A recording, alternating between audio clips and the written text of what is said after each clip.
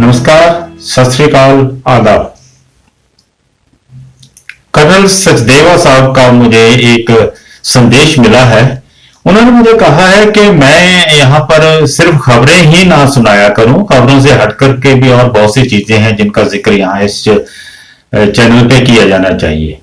तो सचदेवा साहब, एक तो आपका जो सुझाव है वो बहुत अच्छा है, बहुत नेक है, लेकिन मैं थोड़ा इस चीज को आपको बता दूं कि मेरा ये चैनल चलाने का जो मकसद जो था वो सिर्फ खबरें देना नहीं था, बल्कि खबरों से हटकर बहुत सी ऐसी बातें करने का था जिनसे मैं खुद गुजर चुका हूं या आप जैसे लोगों से मिलते समय जो चीजें मैंने हासिल की हैं।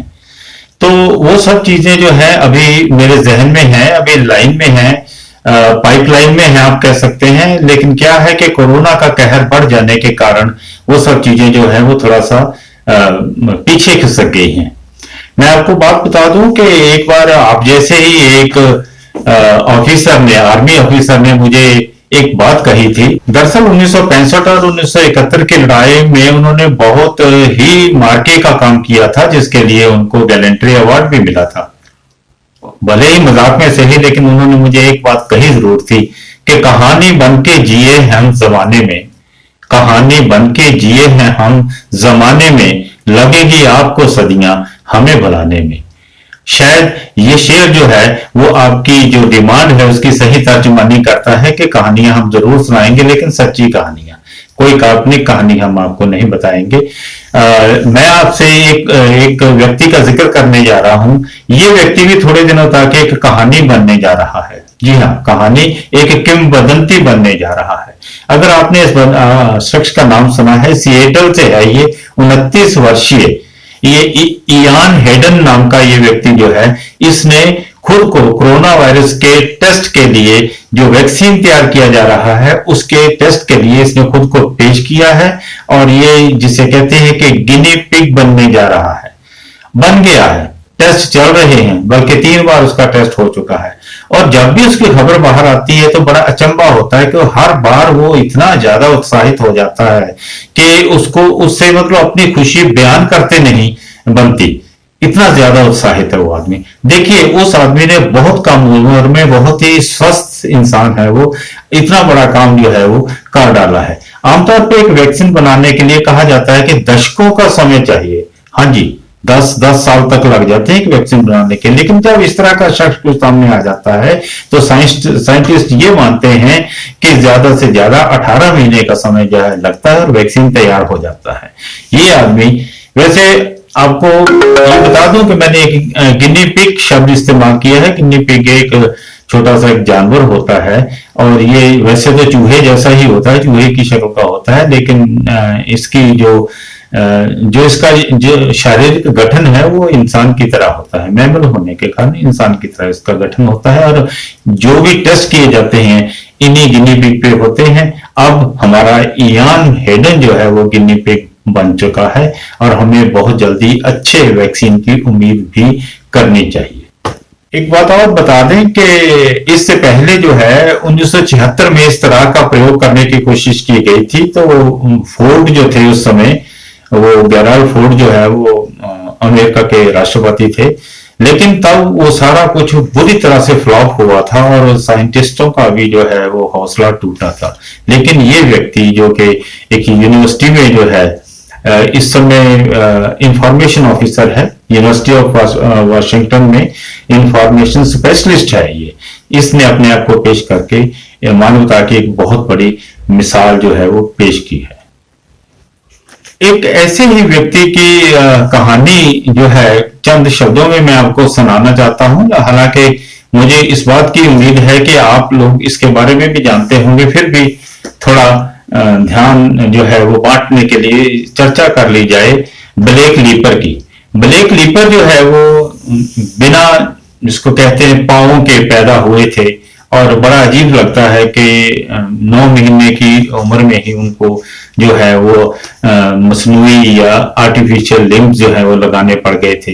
इसके बाद जैसे वो बड़ा हुआ है तो उस व्यक्ति ने अपने शारीरिक भेदभाव के कारण, जिसको वो कहता था कि कुदरत ने मेरे साथ बहुत बड़ा मजाक किया है, भेदभाव किया है, तो उसके गम को मिटाने के लिए कभी वो शराब पीता तो कभी वो कोकीन पीने लग गया और उसने अपने आप को बर्बाद कर डाला। लेकिन फिर अचानक उसको एक दिन एक ऐसी बात सूझी कि उसने सोचा कि क्यों नहीं मैं कुछ अलग से करके दिखाता। तो बस उसने पिस्टोरियस की तरह उसने बकायदा जो है वो आर्टिफिशियल लिम्ब लगाए, 2 पांव नकली पांव लगाए और उसने दौड़ना शुरू कर दिया। ब्लेक लीपर ने यूनाइटेड स्टेट के पैरालंपिक इंटरनेशनल एथलेटिक मीट में 8 बार, जी हाँ 8 बार खिताब जीते और उन्होंने उस समय जो है वो सभी पुराने रिकॉर्ड जो है तोड़ दिए। लेकिन ये कैसे हुआ?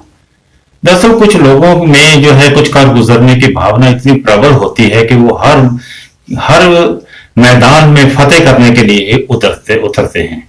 और भावना कुछ ऐसी होती है कि कुछ कर गुजरना है तो बस करना ही है। यही लोग हैं जो बाद में जाकर कहानी बनते हैं या जिनको हम क्यों बदलते कह देते हैं। ये लोग जो है हमारे मार्गदर्शक भी होते हैं। ऐसे ही एक और शख्स हुए हैं जिनके बारे में मुझे जिक्र करते हुए बहुत अच्छा लगता है, वो है निक वुजिसिक।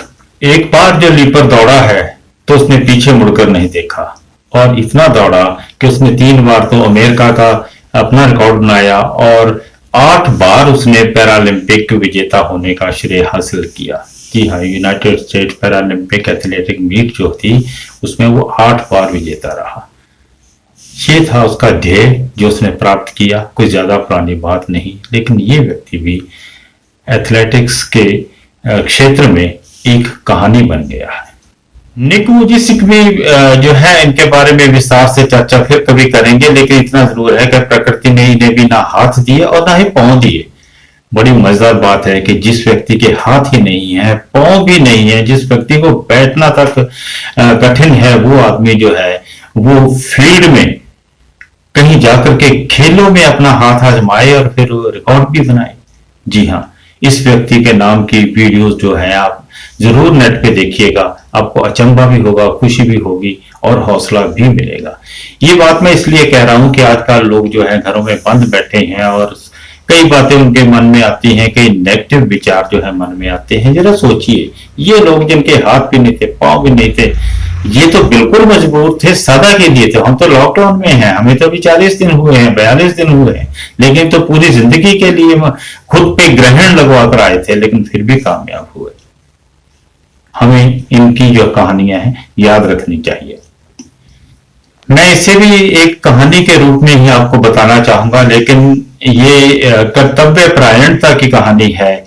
ये एक देश की सरकार की कहानी है कि वो अपने जो है भावी पीढ़ी को कैसे देखती है, और एक ऐसी सरकार, एक ऐसी कंपनी की कहानी है जो किसी प्रकार के मुनाफे के फिक्र किए बगैर कुछ ऐसा कर गुजरती है कि उसका नाम जो है वो स्वर्ण अक्षरों में अंकित हो जाता है। ये कहानी दरअसल जापान की है। एक लड़की थी, उसका नाम है काना। तो काना जब 8वीं क्लास में पढ़ती थी तो उसको जो एडमिशन जो है अपने गांव से 50-60 किलोमीटर की दूरी पे एक स्कूल में मिली। अब स्कूल उसकी चॉइस का था, उसकी पसंद का था, तो जाहिर है कि उसको काना को वहां जाना ही था। हुआ ये कि वो अपने गांव के स्टेशन से रेलवे में चढ़ती और वो रेलवे जो थी वो जो जापान रेलवे, वो उसको अकेली लड़की को लेकर के 50 किलोमीटर जाती। बड़ा अजीब है कि लेकिन 1 साल के अंतराल के बाद उनको लगा कि बहुत घाटे का सौदा है। उन्होंने, कंपनी ने सोचा कि इसको बंद कर दिया जाए। उन्होंने जब जापान सरकार से गुहार की, बाद में लड़की के पेरेंट्स से बात की गई। आखिर बात ये तय हुई, कंपनी ने कहा कि हमें घाटा सहना मंजूर है, हम लेकिन इस लड़की को पढ़ाएंगे जरूर। उन्होंने उस ट्रेन को जारी रखा। जरा ध्यान दीजिए, 3 साल तक वो ट्रेन उस लड़की के जो स्कूल का जो टाइम टेबल था उसके मुताबिक चलती रही। सुबह 7:04 पर वो वहां पहुंचती और शाम को 5:08 पर वहां उसको आकर के उसके स्टेशन पे उतार देती। अब ये जो है होकाइडो जो है ये आइलैंड है, वहां पर एक स्टेशन है क्यू शिराटाकी। जी हाँ, इस स्टेशन पर जो है वो गाड़ी रोज सिर्फ लड़की को लेने आती थी। और ये 3 साल तक ये गाड़ी जो है काफी नुकसान उठा करके अपना काम पूरा करती रही। और जिस दिन इन्हें पता चला कि लड़की ने जो है वो हाई स्कूल जो है वो पास कर लिया है, तो उसके पश्चात उन्होंने बाकायदा, वो दिन 26 मार्च था, क्योंकि 31 मार्च से पहले वो स्कूल भी बंद होना था, स्कूल का टेन्योर बंद होना था, और कंपनी का जो है वो भी जो उनका मुआहदा था सरकार के साथ वो भी खत्म होना था। जरा सोचिए कितनी कर्तव्य परायणता है। ऐसी सरकार जो एक बच्चे के लिए इतना कुछ सह सकती है, ये एक कंपनी जो इतना घाटा सह सकती है, तो क्यों ना उसकी तारीफ हो। ये घटनाएं जो है ना, ये कहानियों की तरह हमें याद रखनी चाहिए, और जब कभी हमें मौका मिले तो हमें भी अपनी कर्तव्य परायणता से पीछे नहीं हटना चाहिए। और अंत में अब एक शेर, फिराक गोरखपुरी साहब का एक शेर है। शाम गम अब उस निगाहे नाज की बातें करो, शाम गम अब उस निगाहे नाज की बातें करो, बेखुदी बढ़ती चली है राज की बातें करो। शाम गम अब उस निगाहे नाज की बातें करो, बेखुदी बढ़ती चली है राज की बातें करो। जिसकी फुरकत ने पलट दी इश्क की काया फिराक, आज उस ईसा नफस दमसाज की बातें करो। बेरुखी बढ़ने लगी है राज की बातें करो। नमस्कार।